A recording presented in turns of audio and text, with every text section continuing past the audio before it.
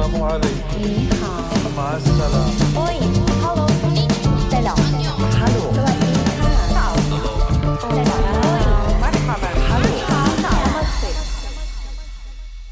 Hello. Hi. How are you? Welcome to International Student Stories. I am your host, Simon Hamlin. Great to have you here for part 2 of our 2-part interview with Paige Steffy.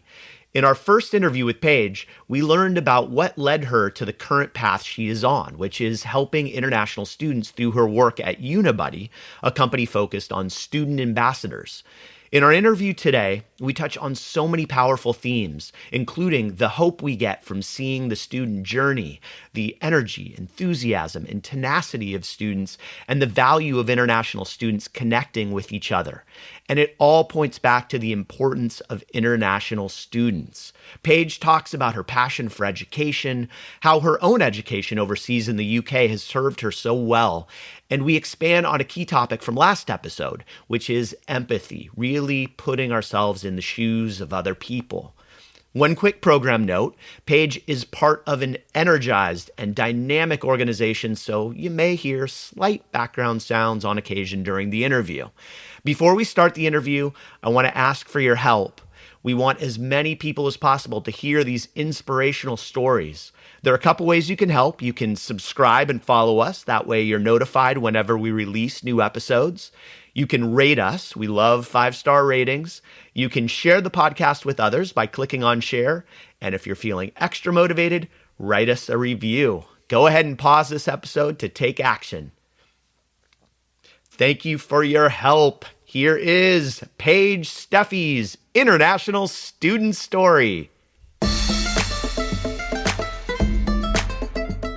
Welcome back, Paige. Hello. Hello. All right, we're in part 2 of our 2 parts. Before we get into your work in the international student industry, your industry insights, I want to go back to a little of your background. I forgot to ask you, your last name's Steffy. Yes, it is. Steffy, it's like St. Stephen and it means crown. Am I on the right track? And what's your background? Is it German descent or something else? Yeah, so my family is primarily on my dad's side Dutch and English. So that would track 100%.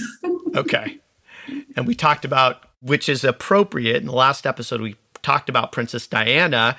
100%. So it's all making sense. Again, we talked about these little dots and connecting the dots. I get why Princess Diana is in there. You want to wear a crown because it's part Beautiful. of your name. Oh, Simon, I love Right? it. Connections. Connection points, amazing. We're vibing. It's Boom. great. All right.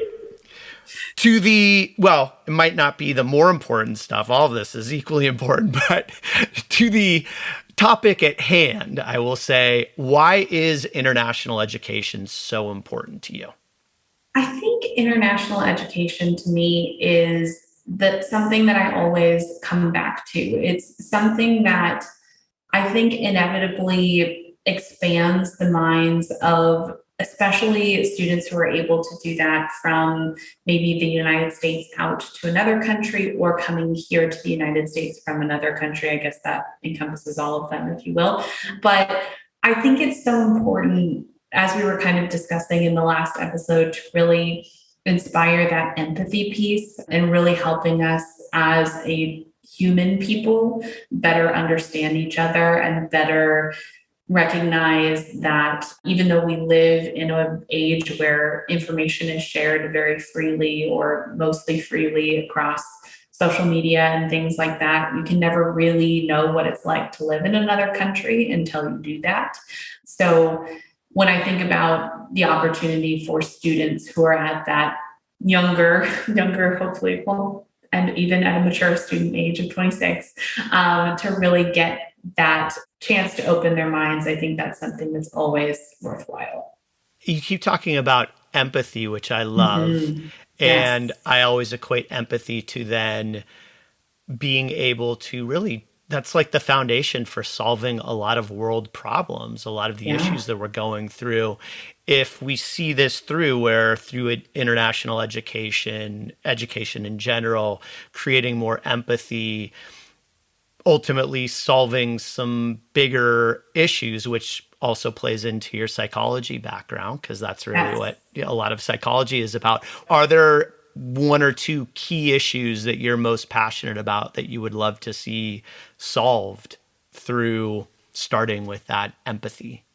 I think I can frame it well through the view of Unibuddy itself as a company. Our company was founded and is still currently like mainly based in the UK. And so one thing that I have noticed as I've worked here for about 2.5 years at this point is that the fact that I went to school in the UK allows me to more easily make connections and empathize with my British coworkers. And it helps me to provide a little bit of a bridge, if you will, between our US office and our UK office. There have been a couple of times where I have had to explain like British slang to our American colleagues, and vice versa. And that's the kind of more trivial side of that bridge. But then, as we were referencing in the last episode, kind of being able to more easily understand the issues that both countries face and allow a more inclusive dialogue is the wording that I'm going to use in between the two offices. So helping our UK colleagues understand the insurance structure here in the US and kind of helping our US colleagues understand the way that the national healthcare system works in the UK. It comes down to people just not knowing because they haven't experienced that. And I think if you take that to a macro level, if you think about the compassion that could be inspired across the globe if there was more opportunity for us to better understand each other as a people, I think you could find yourself solving a lot of problems. You could find yourself being able to be more creative, to come up with different solutions to problems because you can more easily put yourself in the shoes of a person who you maybe didn't have the ability to understand. And the other side of that I haven't really touched on super well in my like long rambling answers to your questions, is that I think being an international student also provides you with a basic skill set to meet new people and meet them with that empathy in mind, right? So when I go to another country now, even if I'm traveling abroad, I have this perspective of being able to say, I wonder what life is like for these people on a day to day. I wonder what it is like to live in this country. Instead of imposing our will on them and going in and like, okay, this is different from what I know, I want to change that. It's more being open to this new way of doing it and embracing that. 100%, right? You're not walking into a restaurant thinking that it's going to be a US restaurant because you know that's not the case. And you can meet that with excitement and curiosity rather than judgment at the end of the day. You've got a really unique perspective on students because you've seen it from a few different sides. Mm-hmm. Being a student yourself, an international student yourself, you've worked within a school at Willamette University on the admissions side. Now you're at an EdTech company. How has being on the EdTech side of things and all that other experience you had leading up to it, how has that changed or adjusted your perspective on the international student experience? It's a really cool thing to be able to see from this side of the desk, because I feel that when you boil us all down into like our most base nature, if you will, all international students, I feel, are going out for very similar things. They want to feel accepted in the country that they have gone to for school, and they want to better themselves in some way through education. And that is something that is a through line through every institution that I work with, through every experience that I had with students at Willamette, and through my own experience as well. You want to feel like you could have a home in the country you go to and you want to learn something while you're there. Like, it's that simple.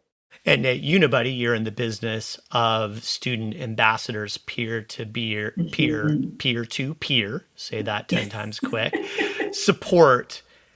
Why are student ambassadors so vital to the decision-making process for prospective students? Yeah, I think it comes down to that connection piece.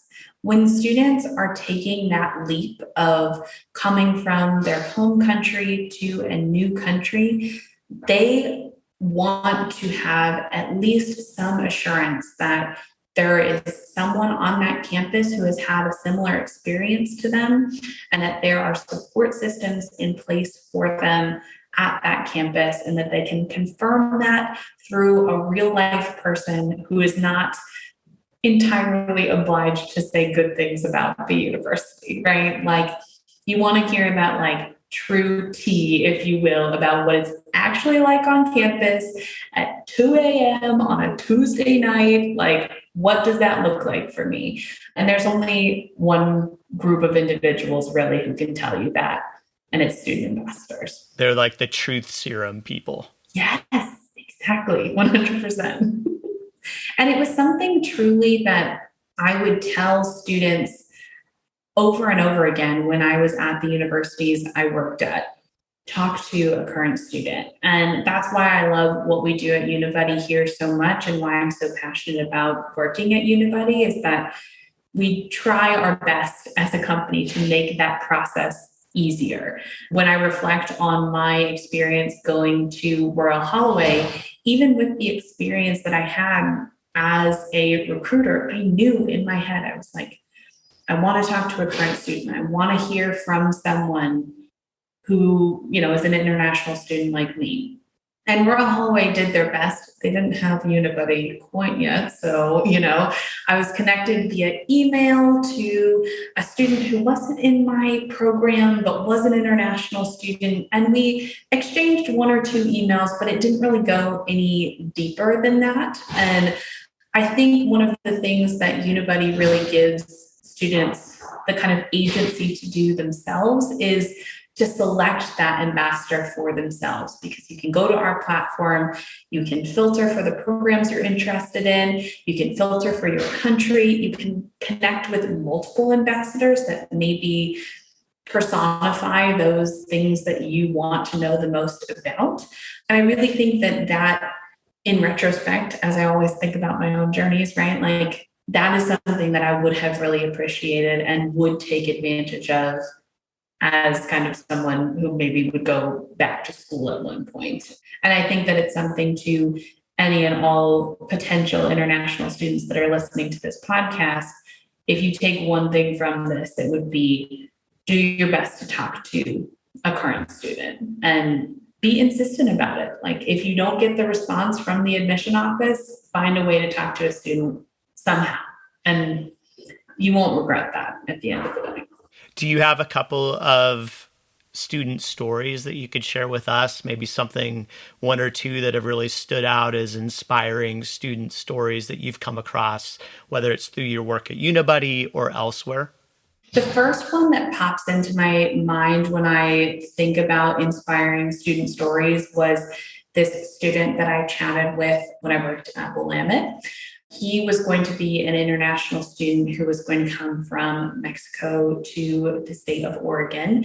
He had just one of the coolest experiences and backgrounds of a student that I have really thought of or heard of in my entire career. He was very interested in what was called, and I'm going to butcher the science here because, as previously stated, psychology major for yourself.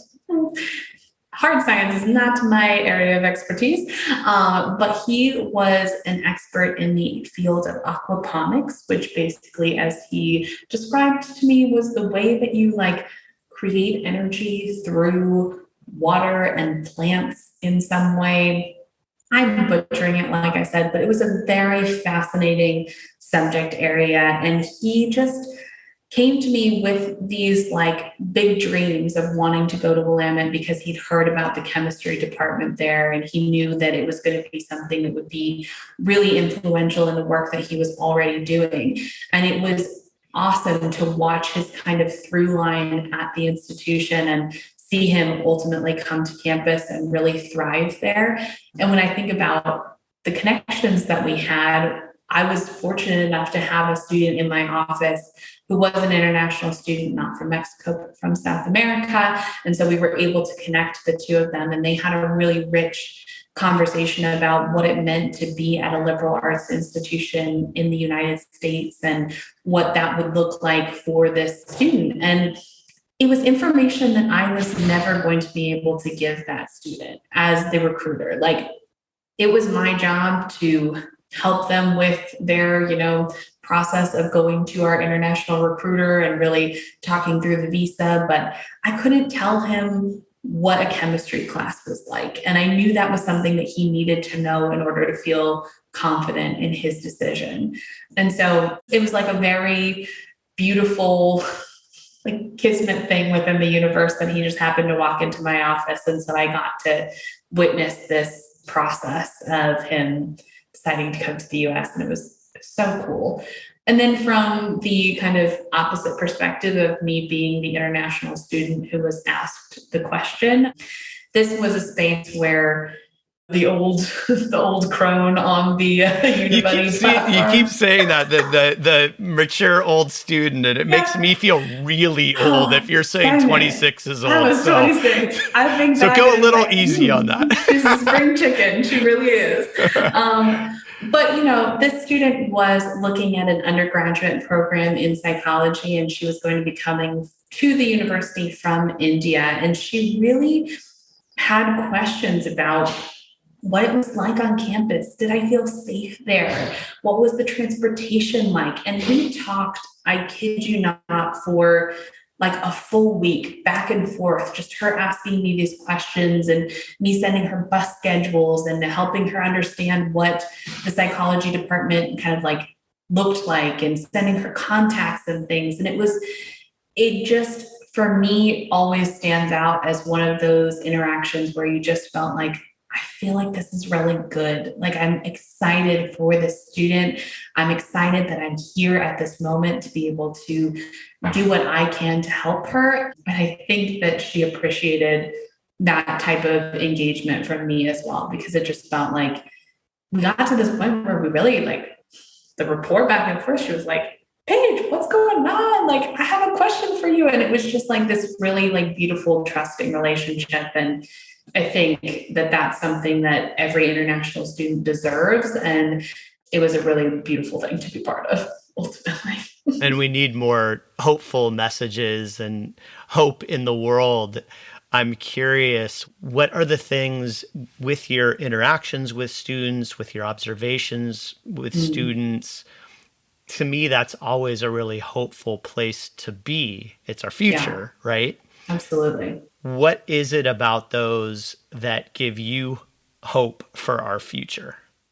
Yeah, I think it's one of these things about Gen Z that it's really beautiful because, like you said, I have so much hope when I interact with the students that were born into that generation, because they have this kind of genuine openness and authenticity about them that I don't think I possessed until I was well past my mature student age of 26. You know what I mean? Like, I appreciate the way that the students nowadays approach problems. There is nothing, it seems like, to them that is insurmountable. And I think that type of energy is something that is so needed in today's society. I think we have this tendency to feel tired and beaten down. And when you interact with the students nowadays, it's like, oh, this is it. This is the type of excitement that gets me riled up again too. You know what I mean? It's so wonderful to see the ways that they have hope for the world too. And I think that we as older folks can like latch onto that a little bit and take that into. For sure.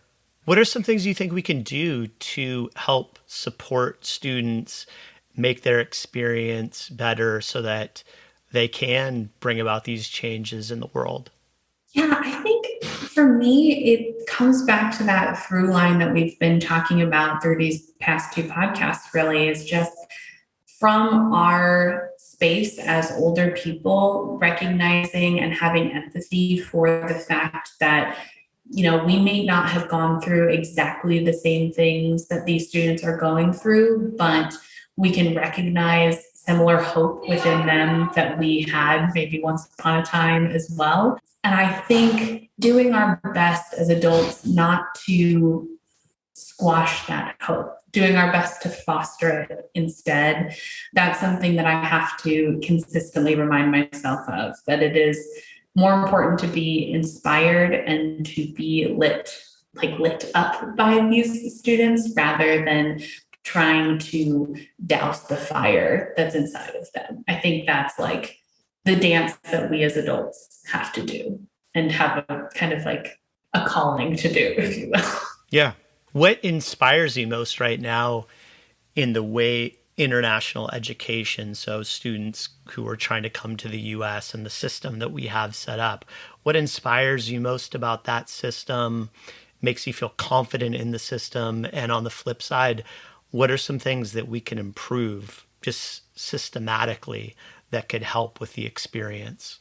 Such a good question. I think the thing that always inspires me when I'm working in the international space is the tenacity with which international students go after a education here in the US. It is truly inspiring to receive messages from students who say, I want to give this a try. Like, I want to come to the US. I want to learn from these institutions that I'm reaching out to.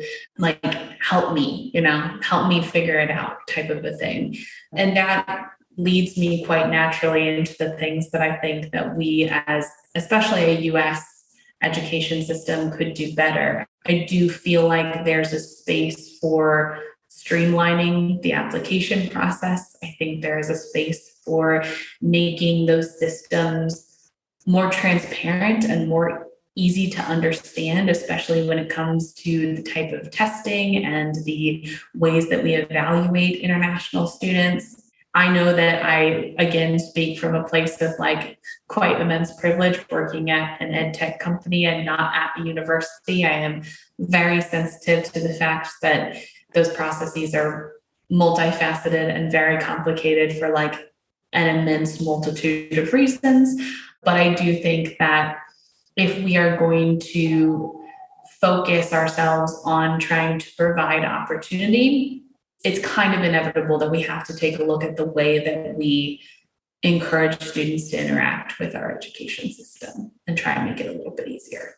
If you could wave your Harry Potter magic wand and project into the future, where do you see things going in the international student education industry in the next 5, 10, 20 years? Yeah, so what I will say from just the trends that we have seen at Unibuddy as a whole, obviously the international market took a little bit of a hit for the past 2 years for reasons that we are all just stunningly aware of. So the positive side of that, though, is that we are seeing those application rates pick up again. We did not necessarily see a decrease in interest from international students. It was just a matter of trying to figure out how they would get here. And so when I think about looking into the future, I certainly hope that we will continue to see the same levels of excitement and engagement from international students, if not potentially have that increase a little bit. But like I was saying too, I do think that there is some inevitable work that we as a country or as states individually need to do to reckon with how we then support those students once they arrive here and how we support them in that application process. And that's something that even my Harry Potter magic wand does not have a perfect answer for ultimately, and cannot easily predict what that would end up looking like. Well, for my last question, then let's go to something that you can give us a more definitive answer. What are you most grateful for right now in your life and in your work in the international student industry? Oh, now I'm going to get like misty thinking about it, but I genuinely am extremely grateful for the opportunities that were afforded to me as I grew up, to have the opportunity to go to a school like UC Davis that really inspired me to want a global education at a baseline level because there were a lot of international students there. I'm grateful to my friend Katie, who inspired me to go to the UK, and I am very grateful to Royal Holloway for the education that I received there and for the opportunity to be connected with Unibuddy. I think back and I get a little overwhelmed at how perfectly all of those things had to tie together in order for me to be here genuinely, like sitting with you chatting today. And it's something that I don't think can be overstated. It wouldn't have happened if I hadn't walked through those doors, right? Like it wouldn't have happened. So I'm very grateful for that.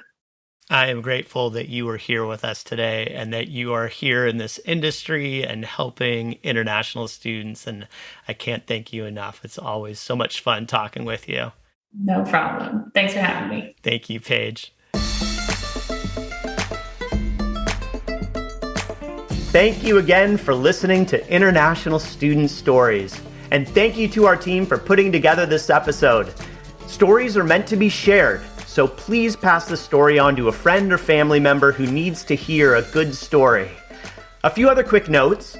I invite you to check out the show notes if you want more details on some of the topics discussed in this episode. For all the latest podcast news, stop by our website, studyintheusaglobal.com/podcast.